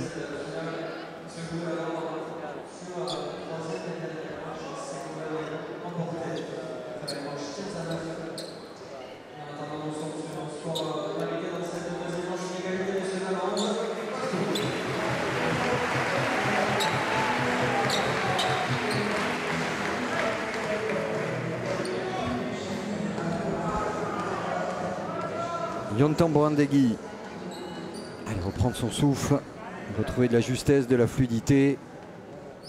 Et pourquoi pas prendre encore des risques au but, auteur d'un magnifique engagement gagnant tout à l'heure.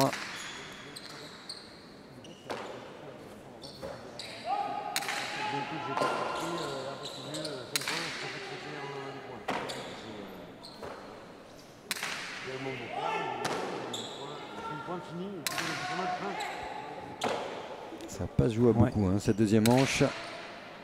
Bon, ils sont proches, il y a un regain même dans la mobilité d'Alda Sabal. Moins dominé qu'il l'était. Ça va être compliqué, ça va offrir une pelote d'attaque énorme pour finir le point ici. Tambon-Negui. Ah, c'est ressorti du gant de Lopez. Il a frappé là où il fallait, ça suffit. Et les Bleus sont devant 12-11. Et le public réclame la troisième manche, clairement. Et l'écart pourrait être totalement rabattu si les Bleus remportaient cette deuxième manche. Parce qu'en 5 points, ça peut aller très vite. Imanol Lopez le sait, c'est maintenant qu'il va falloir qu'il fasse la différence. C'est difficile parce qu'il n'y a qu'un petit point, on est derrière. Si vous faites une faute, ça donne quasiment des pelotes pour conclure au bleu. Stratégie du risque calculé, placer la bonne attaque quand il faut, ou retomber parfois, vous le dites, dans une tactique simple, voilà, pour pousser l'adversaire à la faute. Quel sera le choix des Rouges? On le voit après le but de Tambon-Negui. Ou un but très long. Oui. Pacha, juste Pacha. Et attention, quatrième Pacha. Si vous avez le ralenti, ça serait intéressant. Et le voici. Et il ne s'est pas trompé. Il ne s'est pas trompé, elle est sur la ligne. Elle est sur la, Oui. elle est sur la ligne. Ouais, il me semble qu'elle est sur la ligne.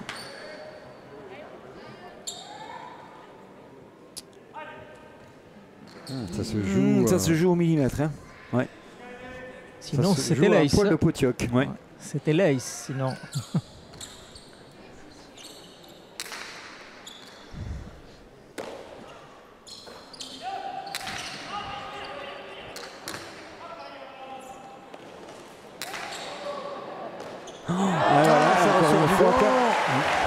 Deux fautes provoquées pour Emmanuel Lopez. Et le break est fait au meilleur moment pour les rouges. Pour les bleus, pardon.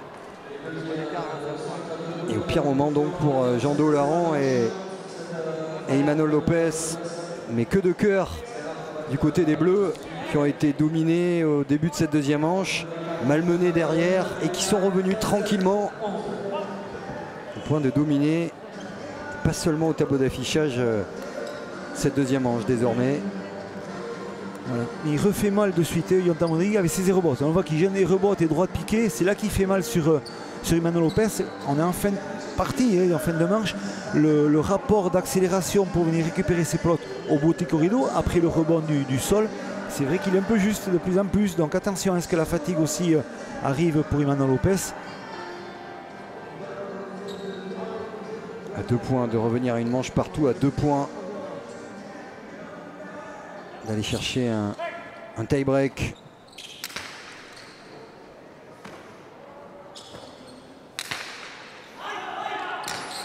Là, il y a une petite marge du côté des bleus. Il y aura peut-être une prise de risque. Encore le rebote et la défense d'un Tambourandeguy énorme dans ce secteur-là. Ouais, il était très bon. Très très bon. Oh, c'est trop long ça.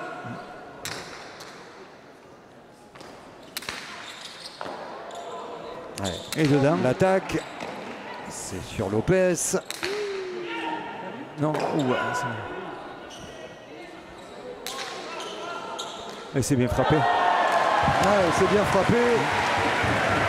Et ça permet aux Bleus d'avoir 3 pelotes d'avance pour conclure cette deuxième manche. Et de nous offrir, de vous offrir, messieurs, dames, un tie-break en 5 points. 100 points d'écart pour le titre des internationaux de Saint-Jean-de-Luz 2020. Les bookmakers ne donnaient pas tout à fait ce résultat, je peux vous le dire, mais c'est vrai que nous, ici, en intramuros, on savait très bien que c'était pas une surprise, mais on savait que cette équipe bleue aussi avait les moyens de gêner énormément cette équipe rouge. Et on ne s'est pas trop trompé jusqu'à présent, et tant mieux. Arquette, avant l'engagement, il y a un coup de moins bien physique aussi du côté des rouges. Bah, il commence à y avoir un peu d'hésitation, hein. Vous l'avez vu, manque de lucidité aussi. La partie commence à être très longue, on est quasiment à 1h15 de jeu. Et Emmanuel Lopez est en difficulté, il est sur le reculoir. Et comme dans tous les sports, quand on joue en reculant, on joue moins bien. Tambourandeguy à l'engagement pour conclure cette deuxième manche. Il fallait aller la chercher, celle d'Ibon Aldasabal. Complètement désarticulé, mais il renvoie avec la longe qu'on lui connaît. Olaran qui est loin du mur de frappe. Ça, c'est... Et Aldasabal Et ce qui tape là, c'est magnifique. Hein. Voilà. qui monte son niveau de jeu. Et Petit coup il n'a pas le point. Il a pas de le point. Lopez. Ouais. Il a été le chercher ce point. Ibon Aldasabal, c'est super bien frappé. Et ça fait une manche partout. Il y aura donc un tie-break. 15-9, c'était pour les rouges. Olaran Lopez dans la première manche. 15-11 pour Tambourandeguy. Aldasabal. Donc Tambourandeguy qui va arriver tranquillement à vos côtés, Arcates. Tambourandeguy exténué. Exténué mais énorme dans cette deuxième manche. Le voici à quelques secondes du tie-break. C'est difficile de retrouver le souffle, Tambourandeguy. Vous êtes revenu au forceps après avoir pris l'eau un peu entre la fin de la première et le début de la deuxième manche. Vous aviez encaissé 10 points d'affilée. Et puis vous n'avez rien lâché. Et au final, vous faites un peu la différence. Maintenant, les cartes sont rabattues, tout reste à faire. Ouais, effectivement. Ça commence à être difficile. Je pense qu'en première manche, il y a eu beaucoup d'intensité. D'ailleurs, on a fait plutôt une bonne première partie de première manche. On les a bien bousculés, on s'est accrochés, puis par la suite, on a commis trop d'erreurs. Et malheureusement, après, ils ont filé. Donc voilà, c'est vrai que c'est exigeant, mais nous, ça passe par là. Il ne faut pas qu'on fasse de faute. Hein. Et puis, il faut qu'on joue notre chance crânement. Et puis, à la première bonne pelote, voilà, il faut prendre sa chance. Et si ça marche, tant mieux. Si ça ne marche pas, c'est le jeu. Merci, Yon. Très juste, très bonne analyse. Les encouragements du public, pas mal d'amis, bien sûr, dans les travées lusiennes. Son club, le point levé. Et tout est à refaire. Et l'exercice toujours particulier du tie-break. C'est pas les tirs au but au foot parce qu'il y a une autre logique. Il y a quand même des points à construire. Mais tout a changé, y compris Philippe Etcheberry, les chiffres. Et voilà, et là on voit surtout les points gagnants. Hein. Le duel entre Olaran et Tamorodegui, il a basculé complètement hein, dans cette deuxième manche. On voit que Yon Tamorodegui est passé à 11 points gagnants. C'est énorme, c'est énorme. Donc on voit quand même la prise qu'a ce garçon au niveau de la partie là, avec vraiment toutes ses rebottes réussies. Et surtout on voit quand même le duel dans les arrières, avec les fautes directes. Il se maîtrise. Lopez, Aldasabal a eu chacun sa manche. On voit que Lopez finit mieux, Aldasabal finit mieux cette deuxième manche et Lopez est en train de régresser un peu. Alors attention, cette troisième manche va être très intéressante dans la gestion de ces deux arrières. Ça va sans doute se jouer aussi à la fraîcheur, hein, parce que vous avez vu, Yon Tamorodegui était asphyxié, hein, tout comme les trois autres gladiateurs sur la cancha. Les conditions commencent à devenir compliquées. Il fait plus de 27 degrés, 70% d'humidité. Donc je vous laisse imaginer l'épuisement des quatre organismes à l'entame de cette troisième manche décisive. Et Emmanuel Lopez a changé de schistera, il me semble, non? Puisque je le vois taper tout seul avec une autre pelote et je pense qu'il a dû changer de schistera. Oui, il a un schistera tout neuf. Tout neuf, donc il a dû avoir de la casse dans son schistera. Alors, bien sûr, on va le laisser chauffer son instrument. On le voit, il est vraiment tout neuf, le schistera d'Emmanuel Lopez, qui a une particularité dont Philippe a le secret. Il est fait d'une certaine façon, effectivement, avec un tissage en plastique.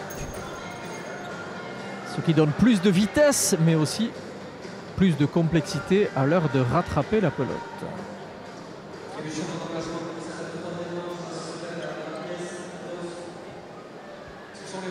Et le but qui a été remporté par les Rouges, c'est donc Jean Olaran qui va débuter l'engagement de cette troisième manche. Allez, c'est maintenant, vous aimez les tie-breaks dans les sports de balle, c'est la même logique. Ça se joue à la fraîcheur, au mental, au cran, au talent également. À la patience, à la capacité à attaquer aussi au bon moment, ce que promet déjà Yon Tamorodegui lorsque les pelotes vont arriver. Les prendre, ça veut tout dire. C'est parti pour le tie-break. Les internationaux de Saint-Jean-de-Luz 2020 vont se jouer au meilleur des 5 points entre ces deux équipes finalement très proches, plus proches peut-être qu'on ne le pensait. Et Jean Olaran au but. Jean Olaran qui est venu demander au juge combien de pachas il avait. Allez, c'est parti.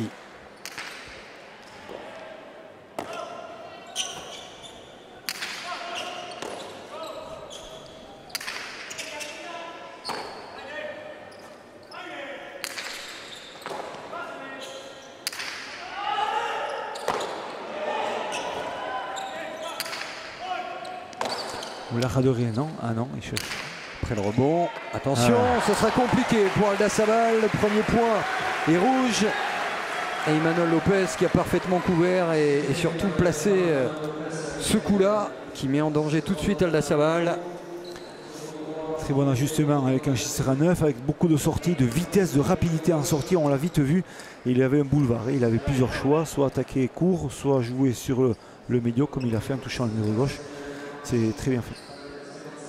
On fait le 5e du chemin, les Rouges, et garde l'engagement, c'est important. Olaran au but.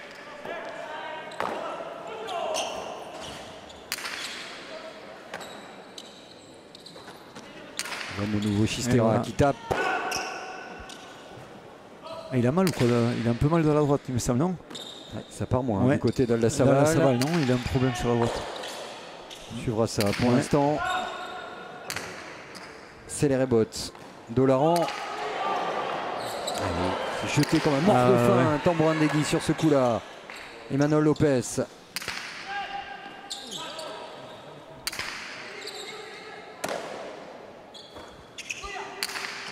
Elle part. Ouais, la faute. On a l'impression qu'il y a un coup de moins bien physique. On espère que c'est seulement ça pour l'arrière de la sélection espagnole, qui va défaire et réajuster son gant. Ça fait 2-0.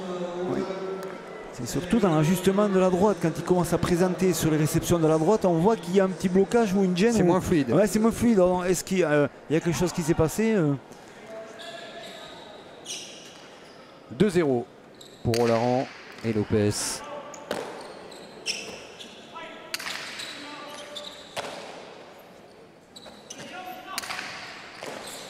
Bonne défense de tambourin d'Egui.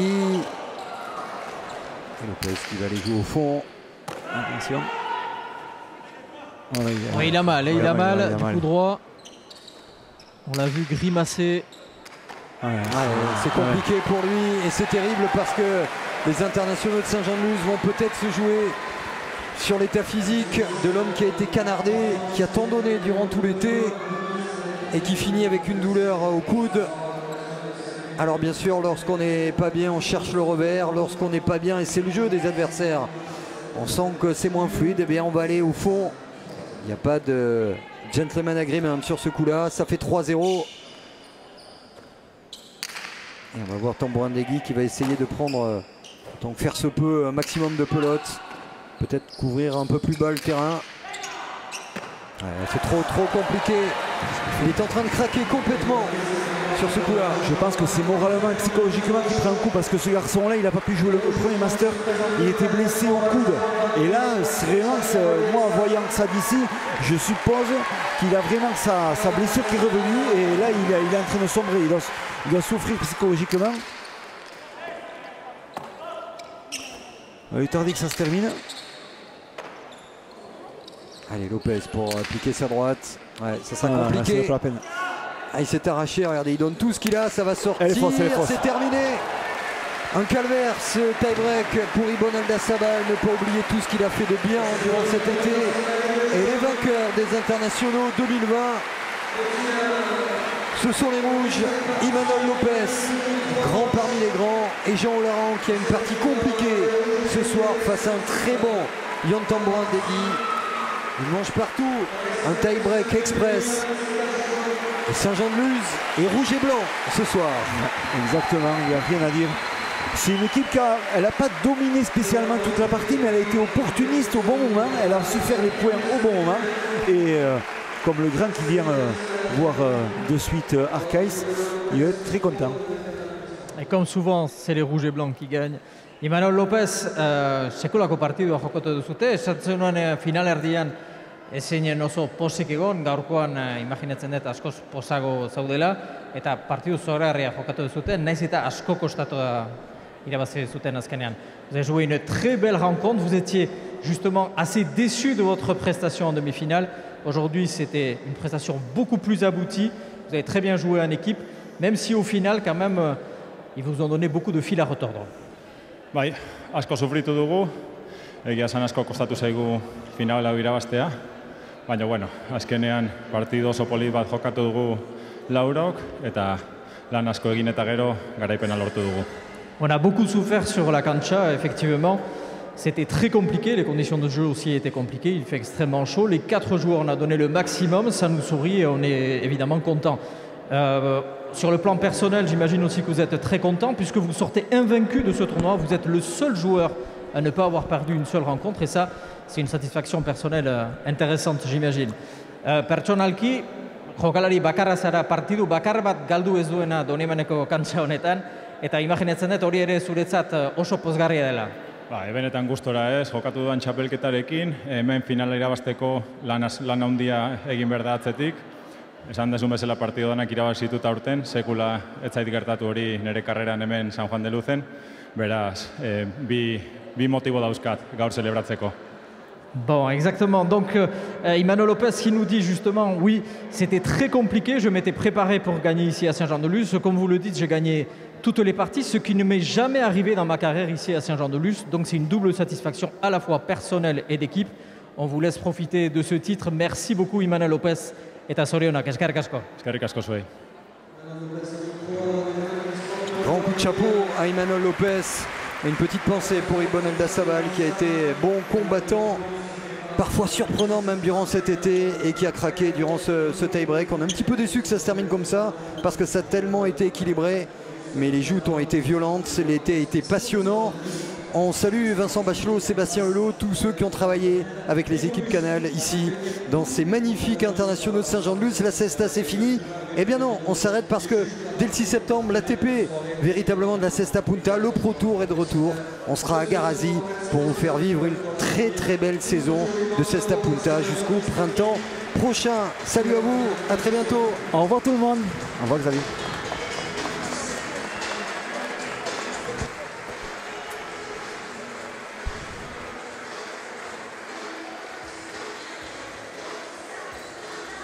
On va féliciter, remercier les juges de la partie, Didier Lopez, Gérard Iribarren, Assier Ouribé, et mettre en avant les jeunes joueurs pour une partie du public. Tout à l'heure, vous n'étiez pas là. Les gens qui nous ont rejoints en cours de route ont raté la première finale de la soirée, la finale des moins de 22 ans. Et c'est l'occasion pour nous de les féliciter. Ce tournoi de haute volée qui se joue en préambule du tournoi professionnel sur les mêmes modalités de jeu. On a assisté à une très très belle finale. Et évidemment, on va appeler sur la petite marche du podium Iban Etcheverry et Paul Montamat. Et on va remettre les trophées de la part des équipes de Courtepaille, partenaire de cet événement depuis plusieurs années maintenant. Camille Danet, partenaire de l'événement, et évidemment appelé sur la plus haute marche du podium, une victoire en deux manches, 13-8, 13-6, victoire de Thomas Urrutia et Théo Laborde. Et c'est monsieur Vincent Danet qui va remettre les trophées pour ces jeunes joueurs. Vincent Danet, notre partenaire Courtepaille et sponsor de ce tournoi, que l'on remercie une nouvelle fois. Petite photo avec ces jeunes joueurs à qui on souhaite évidemment un bel avenir dans la Cesta Punta, eux qui sont évidemment l'avenir de cette spécialité. On leur souhaite évidemment le meilleur pour la suite de leur jeune carrière. Allez, on va passer à la remise des trophées évidemment pour les grands, ceux qui se sont bagarrés durant 3 manches, 1h15 de partie, pour vous proposer ce spectacle de haute volée. Les 4 finalistes de cette finale Grand Slam, merci de faire un accueil chaleureux aux joueurs qui se sont bagarrés ce soir. Les rouges et les bleus, merci de les applaudir.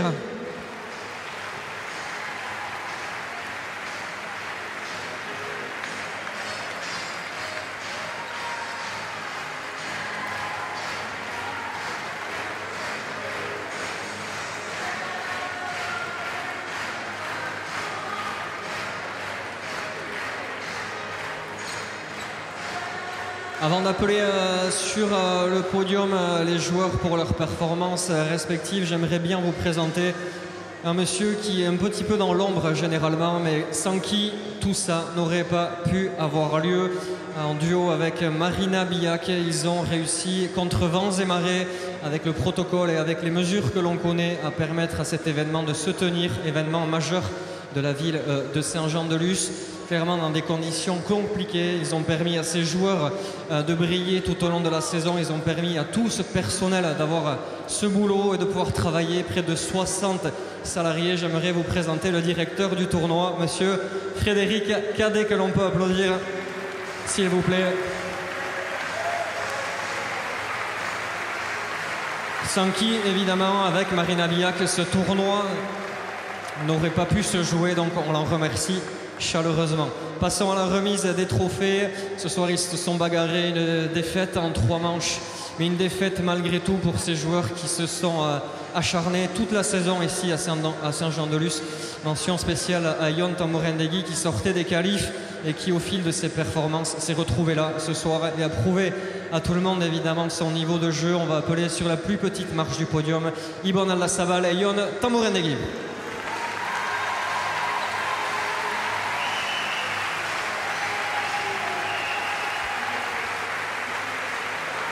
Trophée remis par nos partenaires Nicolas Olano et Eric Soro de la municipalité de Saint-Jean-de-Luz.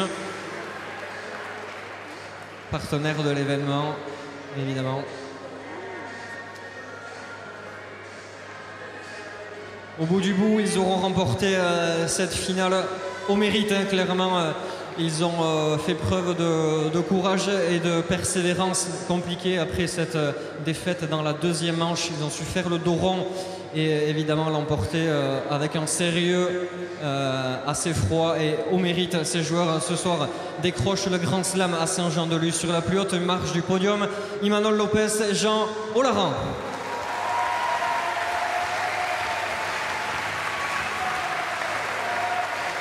Nos équipes partenaires de Fiducial et Océane Mutuelle Matmut.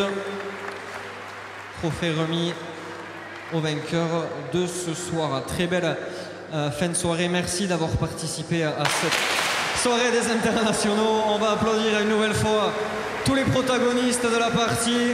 Messieurs, dames, chaleureusement, faire un maximum de bruit, s'il vous plaît. Allez, allez, allez, allez, allez!